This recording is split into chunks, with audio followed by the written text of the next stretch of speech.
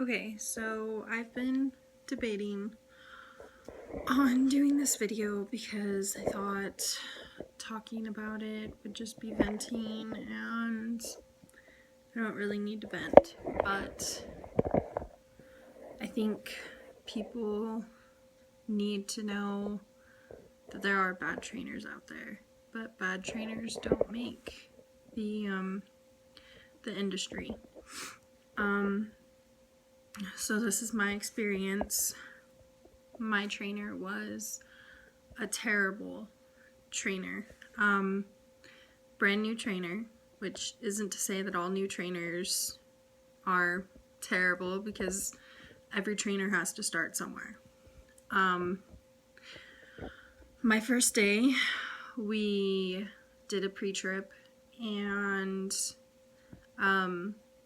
he wanted me to inspect certain things thoroughly. So, like, when I was at the tandems, he had unlocked the tandems to see if I would catch it, and I didn't. So he taught me about locking and unlocking the tandems, which was great. It was nice knowledge. Then after I had already hooked up the trailer, he had unhooked the airlines and shoved a quarter in there to see if I would notice. So I noticed that. His headlights were unplugged, and he wanted to know if I would notice that, but we had already spoke about it, and he told me not to report it. Now, that's just one of the things that was wrong with his truck that he told me not to report. There were several other things, like a seatbelt that didn't latch properly, him driving without headlights and only driving with brights, low oil, landing gear that was messed up on a trailer, tires, drive tires that were worn unevenly, just all kinds of stuff. None of it was an immediate safety hazard, but some of it was bad. So I couldn't report anything that was wrong with the truck, because then that would shut us down, and God forbid we got shut down. So I wasn't allowed to report anything. That was the first issue.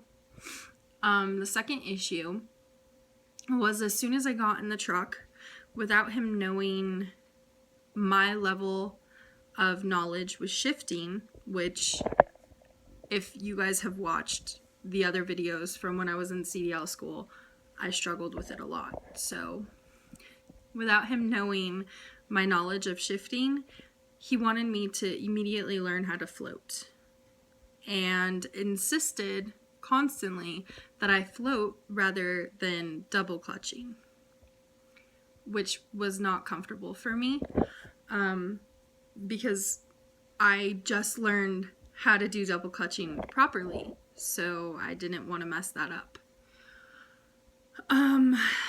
Then after the clutch stuff, he would try and have me shift going downhill, which, for a beginner, there's a way to do it. My husband and I talked about it, and he says that when you're shifting downhill, you have to shift 2 times. So if you're downshifting from 8th gear, you want to get to 6th, not to 7th. So because of how high the RPMs are, you have to break down further than 1,000, and then you have to go down 2 gears instead of 1. So I don't know. He didn't teach me how to shift downhill. He just wanted me to coast downhill if I missed the gear, which is very dangerous. Then he would break company policies, and we would constantly be parking on the side of the road, whether or not the vendor told us to leave, and we had hours. he would do U-turns in unsafe areas. One of the worst places that he did a U-turn was off of Old Highway 99. He did a U-turn. Speed limit for cars is 70. For trucks, it's 55. And it's a double lane, no passing. And he did a U-turn. Almost ran over a farmer's trees. So that was pretty insane. So after all of this stuff, I had only spent 4 days in his truck, and I begged my company to get me out. I was like, please, I do not feel safe. I don't want to be here, you know. And my second day in the truck, they said that they're working on getting us down to Nevada, you know, and I was like, okay, cool. Then third day, I pushed myself to drive because I didn't trust him driving at all. So I pushed myself past being tired so I could drive. And then we drove, and I couldn't make it through the mountains.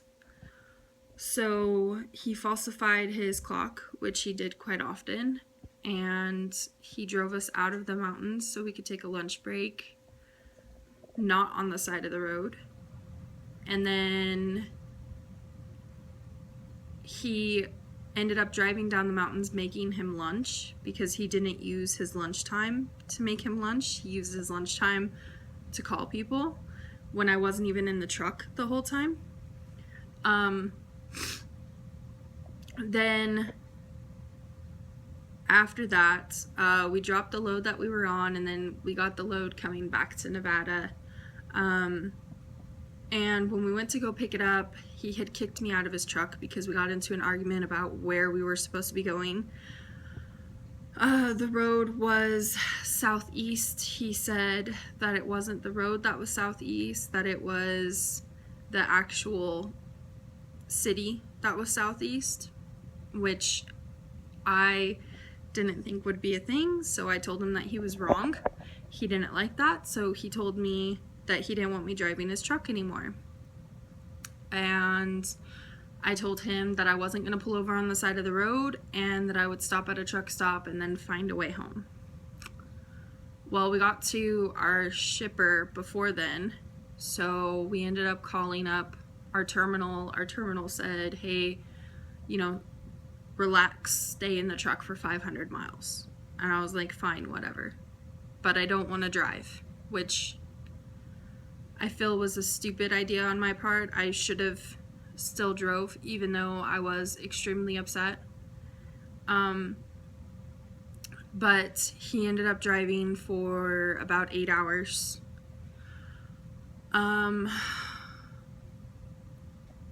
He had massive road rage.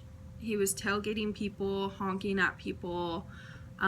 He raced a truck, another truck, down the mountain, Shasta Mountain. And then he cut the truck off while still going down the mountain. Then he was continuously texting and calling people on his phone. At one point, he looked at his face in the mirror while we were going down the mountain. Then after we passed the truck and he did all of his text messages, looked for music and stuff, he was kind of starting to relax because there weren't very many people on the road.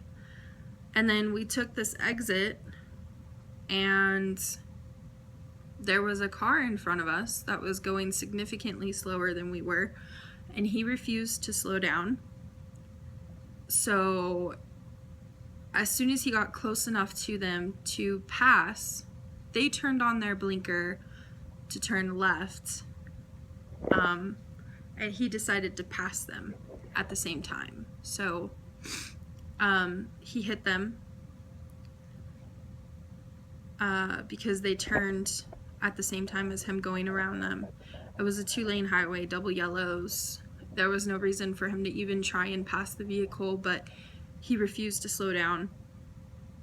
And damage was from the front bumper all the way to the drive tires. The only thing wrong with their car was the front fender and the headlight. It was inoperable, which I didn't know originally, but later that day I drove past their car on the highway and it had not been moved. So the frame had been damaged so significantly that their tires were unable to move. I was terrified that he might have killed them, and I did not want to drive home with him, so I had the cops take me somewhere else so I could wait on family to come and pick me up. It was a very scary situation. They hit our tire in the process, our steer tire. So because they hit our tire, the truck kind of moved to the side a little bit and we almost rolled. He wanted to flee the scene and I told him that he needed to pull over. So it was a really bad situation, and my advice to everybody would be, if you feel uncomfortable in another person's truck, get the hell out. Like, the day you start to feel uncomfortable, leave, because it's only going to get worse. And don't put your life at risk or someone else's life at risk hoping that they'll get better, because they won't. My trainer did not like the company, and he had no respect for anybody. He even had said the day before that he was a danger to everybody on the road because he didn't want to do it anymore. So it was a very scary situation. Unfortunately, as of right now, they haven't fired him. They put a camera in his truck and decided to give him a 30-day probation and let him on the road, which I find completely ridiculous, because not only did he disobey company policies, but he also disobeyed DOT laws. And everything that they said in my training was an automatic termination apparently is not, unless they physically see it. So, which is ridiculous, because they could pull it up on his GPS every time I told them that he made a U-turn or whatever. But that's the life of this business. I have been home for almost a week now, and they finally found me a trainer. They're saying that I have to go out with a female now, and this female is not from my yard, so I know absolutely nothing about her. And I will try and keep you guys updated, probably weekly videos, because there's not really a lot of time to do videos on the road. So anyways, thanks guys for watching another video, and have a great day.